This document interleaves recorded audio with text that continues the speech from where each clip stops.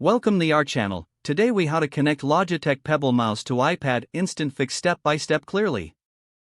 Begin by ensuring your Logitech Pebble mouse is charged and ready for use. Next, turn on the mouse by sliding the power switch to the on position. Now, locate the Bluetooth button on the bottom of the mouse. Press and hold the Bluetooth button until the LED indicator begins to blink. On your iPad, open the Settings app by tapping the gear icon. In the Settings menu, select Bluetooth from the list on the left. Make sure Bluetooth is enabled by toggling the switch at the top of the screen. Wait for your iPad to scan for nearby devices. Once the Logitech Pebble appears in the list of available devices, tap on it to connect.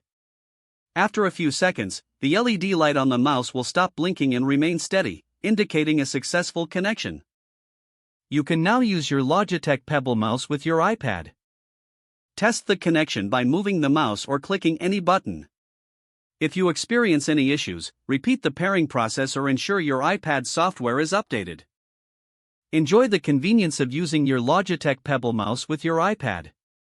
If the page does not load, refresh the browser or try again in a private or incognito window. Make sure you are using the correct email address, then retype it carefully to avoid small typos. If your password is not accepted, use the reset option and create a new strong password you can remember.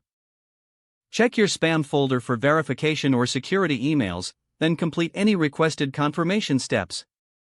Enable two-factor authentication if available to improve accounts. After signing in, review your profile details so your contact information and settings are accurate and current.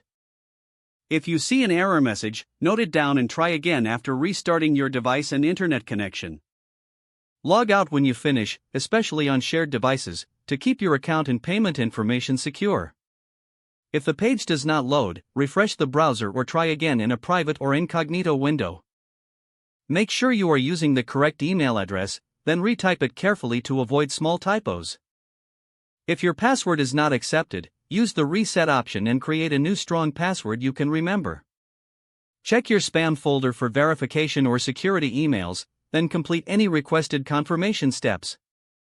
Enable two-factor authentication if available to improve account security and reduce unauthorized access risk.